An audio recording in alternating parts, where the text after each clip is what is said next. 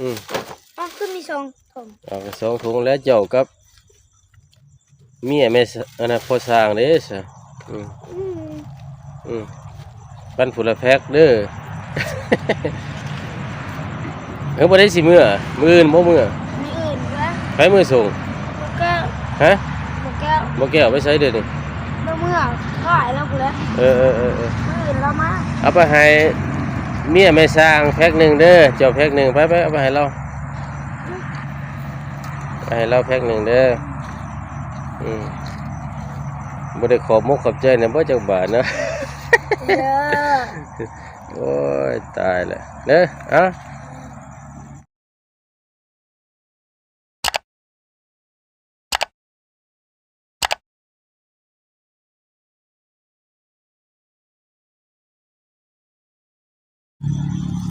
สบายดีพ่อแม่พี่น้อง FC สุขุสุคนมื้อนี้ก็ถือว่าบังเอิญเนาะถือว่าน้องสายฟ้าเพิ่นก็โทรหาบ่าวออนเพิ่นว่าเพิ่นมาหาแม่สุกอยู่แถวค่ายทหารเนาะเพิ่นโทรหาบ่าวออนว่าให้มาหาเพิ่นเนาะแล้วจักเพิ่นอยู่ไสเด้อนี่สิไปหาเพิ่นก่อน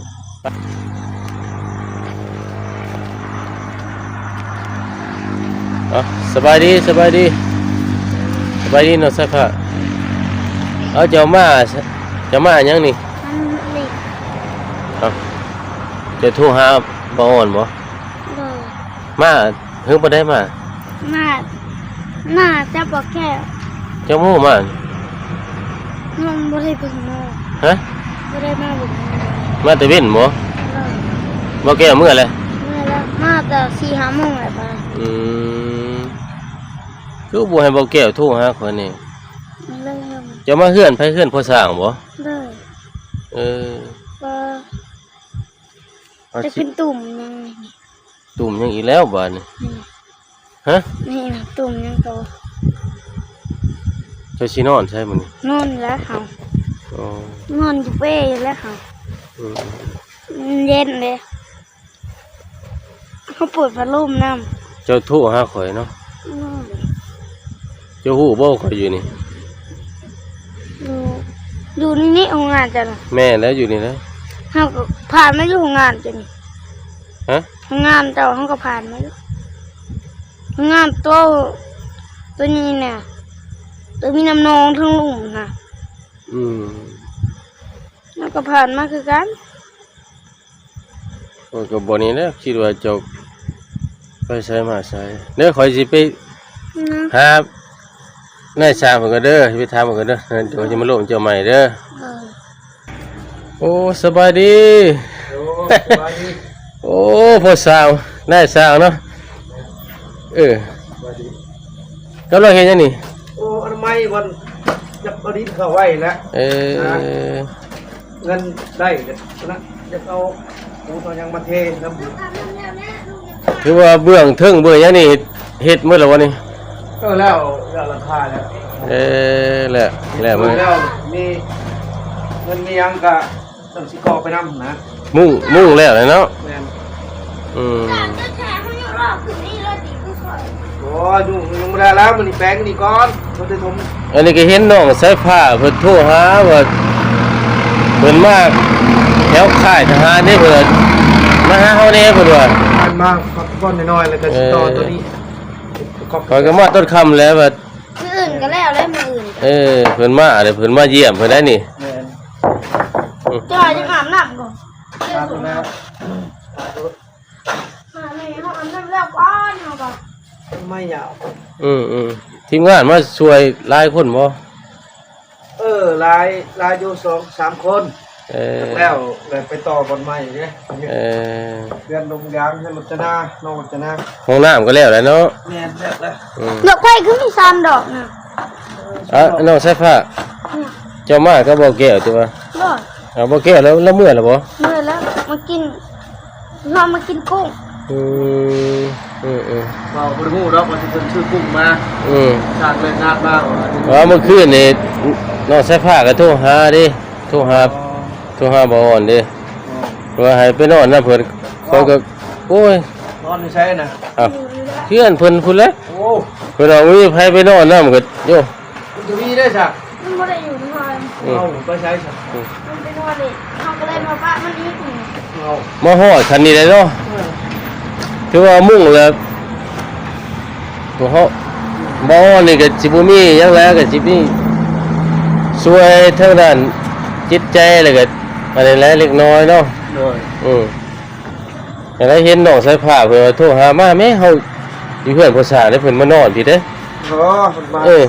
เรียนนี่แหละพอเรื่องงานมันเพิ่นมา อืม เมื่อบ่เมื่อยก็อยู่ก็ไปมื้อเช้ากินมื้อเช้า บ่แก้วก็โทรหาอยู่เพิ่นว่าโอ้ยสายผ้าแล้วก็โทรหาอ้ายอยู่บ่ว่าก็โทรหาเห็นแล้วโทรหาอยู่เรามาหาเรามาอยู่เพื่อนผู้สาว ไป อยู่ บ่เขาบอกไป ฮะ บ่แก้วเสื้อเขาไปก็เลยมา จะมานำบ่แก้วบ่ โดยแก้วไปเมื่อเรียนภาษาเขาบอกไป เจ้า เขาไปขึ้นรถเขาก็เลยขึ้น เจ้ามาเจ้าก็ช่วยเวียกเพิ่นให้เด้อมักอ้ายเด้อ ถามมือเช้าแล้ว ฮะ มือเช้า จะมาฮอดตอนค่ำบ่ โดย เออ ทำมาหอดแล้วก็เริ่มชิเลิกงานแล้วก็เริ่มชิกับเด็ก เออ แล้วเขาก็เลยกลับไปหาเรา อืม เราก็เลยงูหลดกลับบอกแก้วบอก อืม ใช่แล้ว สี่วิสุกี้หนวดแก้ว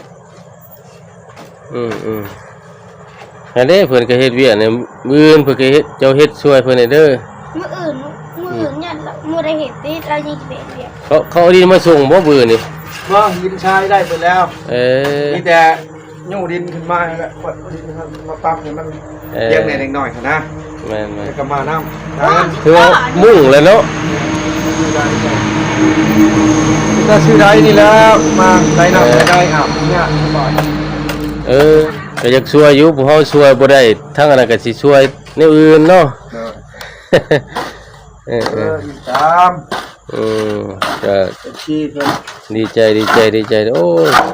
ตั้งใจเด้อเพิ่น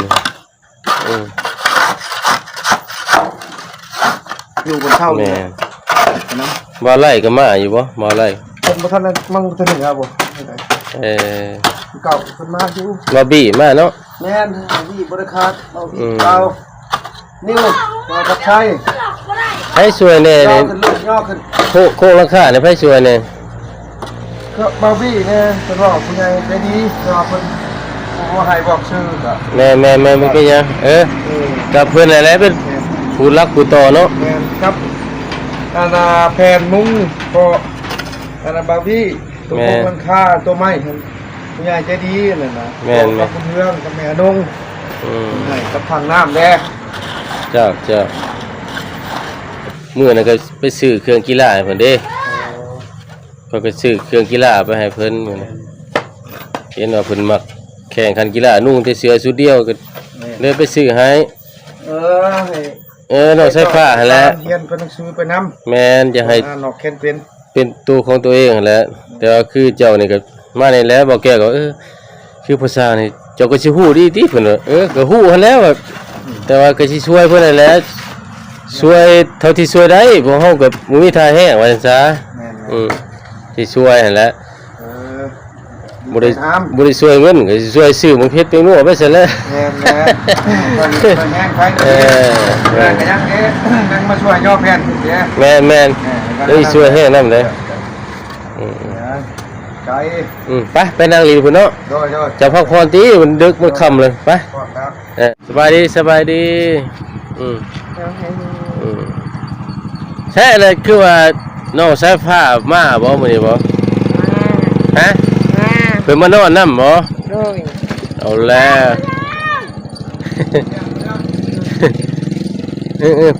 ไปนั่งรีไปไอ้ เร็วๆนะรีบมาเสือมารีบมาเสือมาเนาะ ใช้เครื่องกีฬาเขาเอาให้ไปปาใส่บาทนี่โอ้ยไปนั่งพุ่นไป น้ำไว้แล้วก่อนที่จะหายนะ เด้อเยสุกเด้ออันนี้ที่ว่าน้องสายผ้าเพิ่นก็โทรหาว่าบ่าวอ่อนอยู่ไสว่าเพิ่นว่าบ่าวอ่อนอยู่แถวค่ายทหารเพิ่นก็โทรหาได้ข่อยเอาเฟซเพิ่นเด้ก็เลยมาหลีน้ำแน่ก็เลยมาหลีน้ ก็พอดีมาเฮือนพอช่างเนาะก็คือครอบครัวของเจ้านะเมียกับเมียก็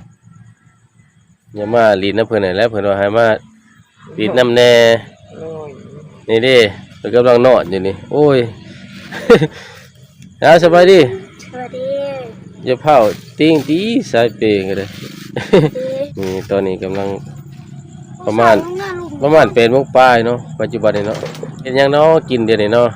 คือไปเห็นหนึ่งเขาหนึ่งน้ำอยู่เดี๋ยวหนึ่งอีสังนี่เดี๋ยวนี้ฮะ ฮะ พัก หนึ่งพักอีสัง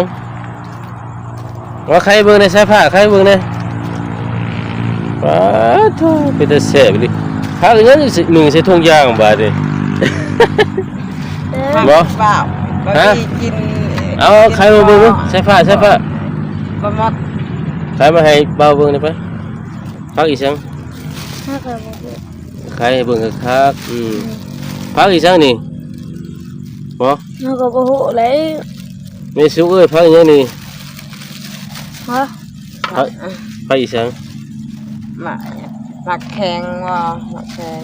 มักแข้งมีหมักแข้งมักแข้งบ่ แม่น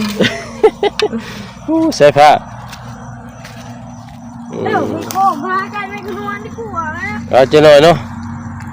ป้าไปกันไปคืนวันป้า โอ้ย พาไปหาหลานไม่คืน อย่า วัน พาวกินข้าวก่อนกินข้าวก่อน ห้องบ่อยากห้องกินอีกแล้ว เจ้ากินแล้วบ่ข้าวแรงบ่จะกินแล้วข้าวแรง แล้ว ฮะ กินแล้วแหละ เอาบัดหนึงยังซะนี่ อุ่นนี่อุ่นเนี่ยไม่เห็น บัดใส่ผ้าว่าโทรให้ข่อยมาจะกินยังใส่ผ้าฮะโอ้ย กินอิ่มแล้วกินกุ้ง หึ กุ้ง กินกุ้งทะเลว้าทุบุได้เอิ้นกันเลยไผซื้อมา หมูแก้ว อันนะ เอาไปสิพาไปหลานไม่คืนวันมาขวดขึ้นนี่นะป้า เอาอย่าพาวอย่าพาวนี่มาหอบเด็กเด้อเอานมมาฝากอย่ามายันยกขึ้นมือใส่ผ้ายกขึ้นมืออืม ป้าขึ้นมีสองถุง เอาไปสองถุงแล้วเจ้ากับเมียแม่อันนั้นพอสร้างเด้อซะอืมปั้นผุละแพ็กเด้อ บ่ได้สิมื้ออื่นบ่มื้อ มีอื่นด้วย ไปมื้อส่ง หมูแก้ว ฮะ หมูแก้ว บ่แก้วไปใช้เด้อนี่ เมื่อขายแล้วกูแล้ว เออ มื่ออื่นเรามา เอาไปให้เมียแม่สร้างแพ็กหนึงเด้อเจ้าแพ็กหนึงไปเอาไปให้เราแพ็กหนึงเด้อบ่ได้ขอบมกขอบใจเนี่ยบ่จักบาทเนาะ เด้อ